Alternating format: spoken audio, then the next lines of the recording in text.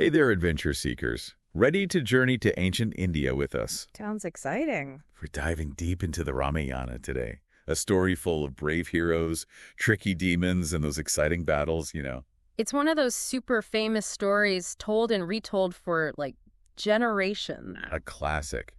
But even though it's, well, really old, Age. right, ancient, the themes are still so relevant to, everyone, even today. Absolutely. Family, friendship, good versus evil, the stuff we deal with. Every day. Yeah.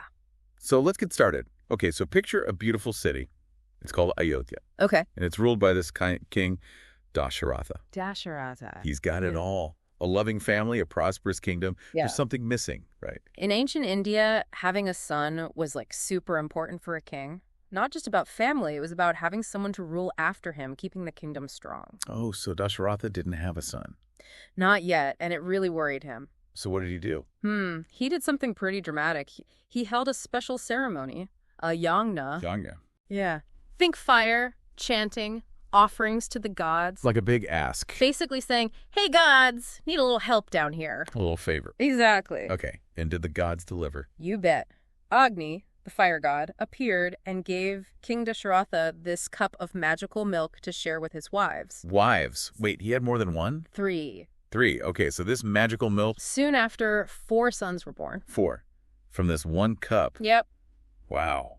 Talk about an answer to a prayer. Right. So we have Rama, the oldest, born to Queen Kaushalya. Okay. Then Harada, son of Queen Kaikeyi. Got it. And finally, the twins. Lakshmana and Shatrughna, born to Queen Sumitra. Each prince had a different mom. Yep. Which, adds a little drama to the story later on. Ooh, family drama. I'm intrigued. So were these princes, spoiled? Not at all. They were raised to be brave warriors, wise leaders, archery, horseback riding, studying those ancient scriptures. Wow, like a royal boot camp. You could say that. They were trained to be, awesome. So no time for video games, huh? No. They had real-life adventures. Their first one started when this wise sage, Vishwamitra, came to the palace, needed help. Oh, with what?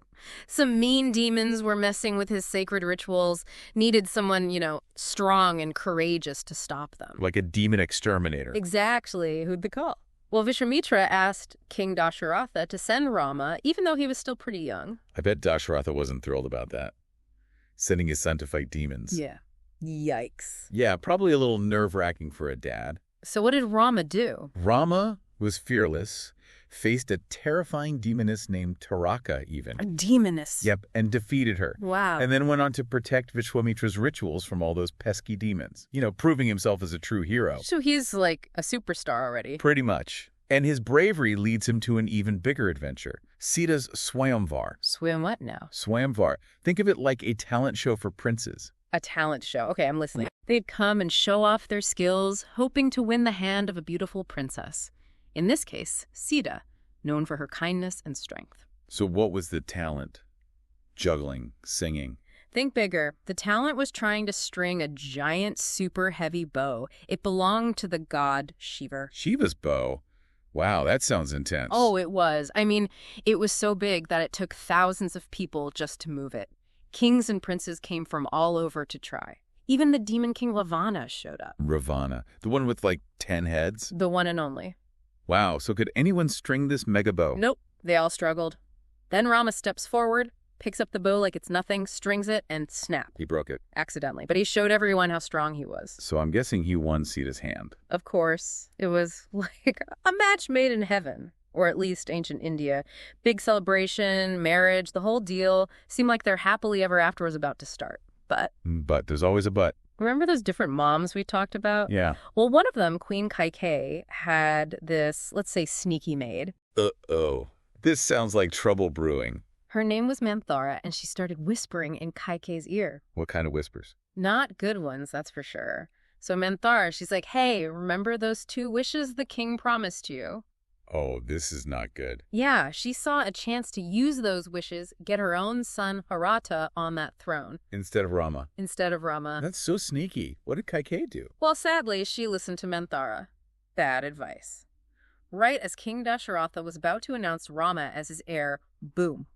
Kaikeyi demands her 2 wishes. I bet those wishes weren't for, like, world peace. You got that right. You're- She wanted Farata to be king. Oh, okay, that's bad. And get this, she wanted Rama banished to the forest for 14 years. 14 years. That's like forever. Especially back then. So what did Dasharatha do? It was a terrible blow to him. He loved Rama, torn between his love and his promise to Kaikeyi. Tough spot. Did Rama put up a fight? Nope. Rama was known for his obedience, his sense of duty, accepted his father's decision even though it broke his heart. That's some serious maturity, to just leave everything behind. His home, friends, everything, into the wild forest. For years, they even had to wear clothes made of bark and leaves. Wow, roughing it, ancient style. Where about Faranta? Did he know about this whole scheme? He was away. When he got back to Ayodhya, learned what his mom did. I bet he was furious. Oh yeah, horrified. He loved Rama, never wanted the throne like this. What did he do? Refused to accept it. That throne belonged to Rama, so he decided to go after him, beg him to come back. Into the forest. Yep, took a whole group of people with him, searching for Rama and Sita. Imagine that journey. Ha! Through the dense forest. Must have been quite an adventure. So did they find them? They did. Emotional reunion. Farata pleaded with Rama, come back, rule Ayodhya. So what did Rama say? He was determined to keep that promise to his father, finish those 14 years. Wow, a man of his word.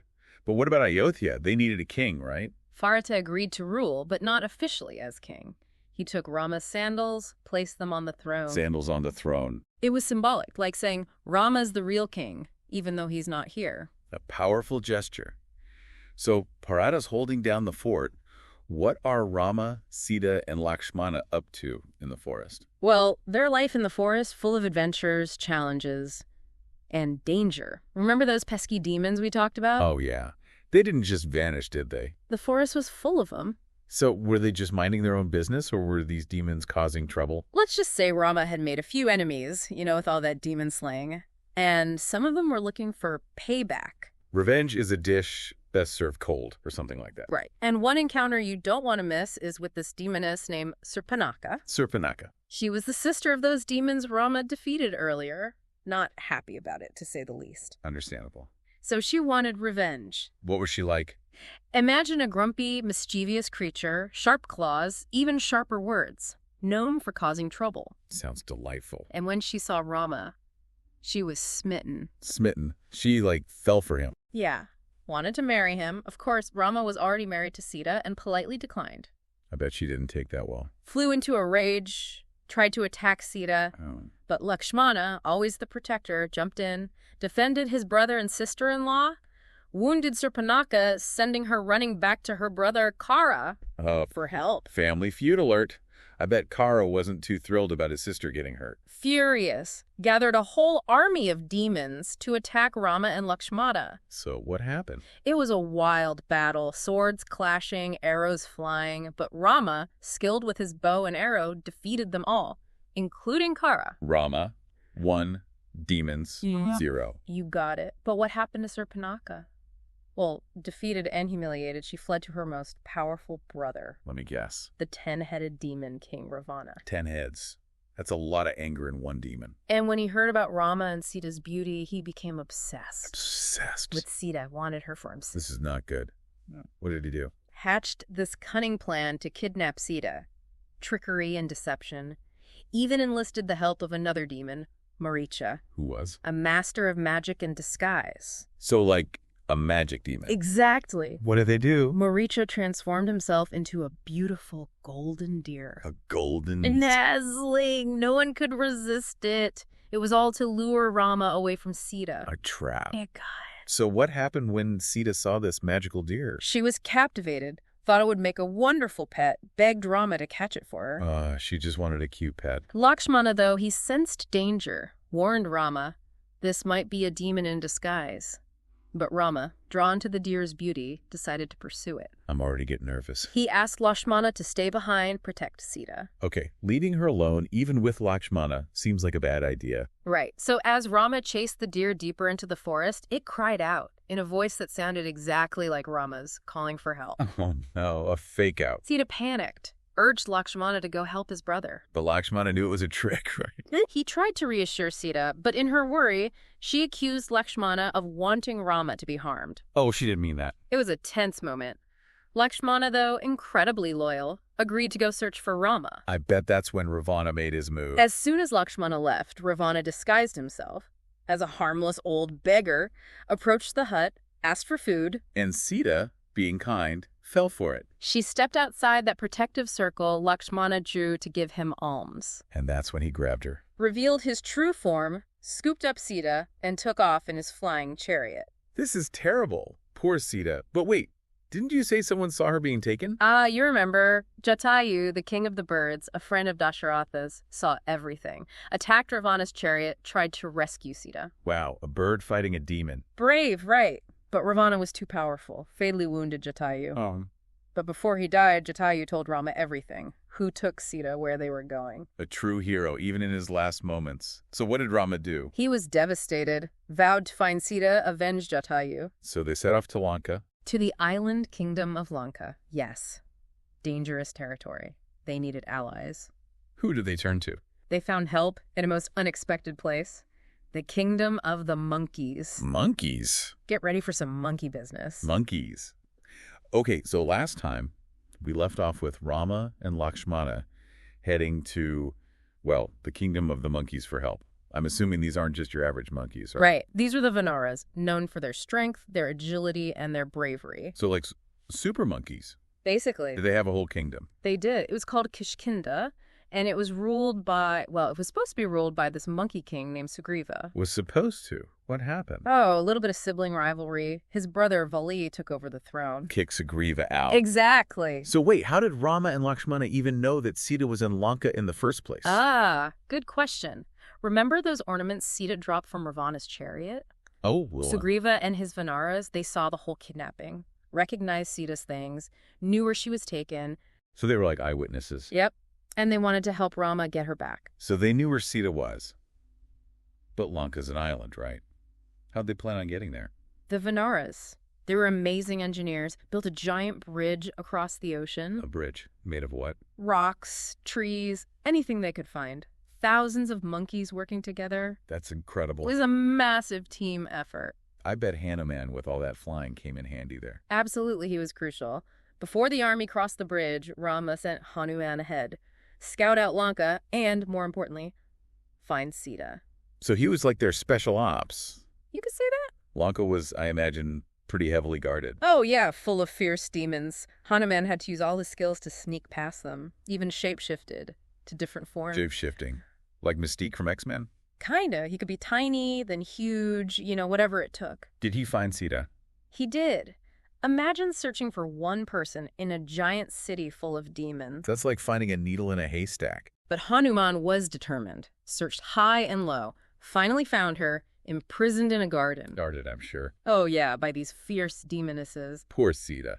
She was cautious at first, but Hanuman revealed himself, showed her Rama's ring, reassured her, Rama's coming, don't lose hope. Aw, that's sweet. And then, Hanuman wanted to let Ravana know that Rama was on his way, so he caused a little chaos. A little. Battled demons, destroyed some buildings, set fire to parts of the city. That's our Hanuman. It was his way of saying, Rama's coming for you. Okay, so, with Sita found, Hanuman back with the news, it was time for the big showdown.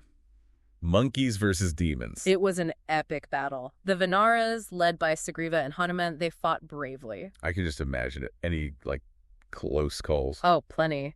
Ravana's son, Indrajit, he was tricky, master of illusion and magic. He even created a fake Sita and pretended to kill her, right in front of Rama. That's awful. Rama was heartbroken, but luckily, his friends knew it was a trick, helped him see through it. So they kept fighting. Oh, yeah. And Hanuman, he even flew to this distant mountain to get a magical herb to heal the wounded warriors. He was like a flying medic. Right. But what about the final battle? Did Rama face Ravana? He did. The ultimate showdown. They fought with incredible power, skill. Finally, Rama used this divine weapon, the Brahmastra, an arrow blessed by the gods, to defeat Ravana. Rama wins. Good triumphs over evil. So with Ravana gone, Sita was free to go home. Yes, they were reunited, everyone rejoiced, but there was one more challenge. Really? Another one. Even though Sita had remained pure, faithful to Rama, some people doubted her.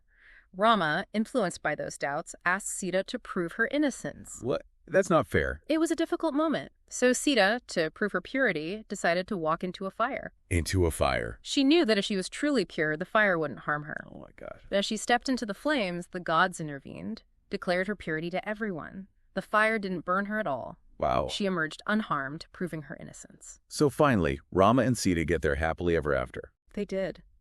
Returned to Ayodhya. Rama was crowned king. His reign was known as Rama Raja, a time of peace, prosperity, and justice. The perfect ending to this epic tale. It's a story that teaches us so much about courage, loyalty, keeping promises, and standing up for what's right, even when it's hard. It's a story for everyone, no matter your age. Absolutely. Well, that was amazing. Thank you so much for joining us on this deep dive into the Ramayana. It was my pleasure. We hope you learned something new and had fun along the way. Yeah.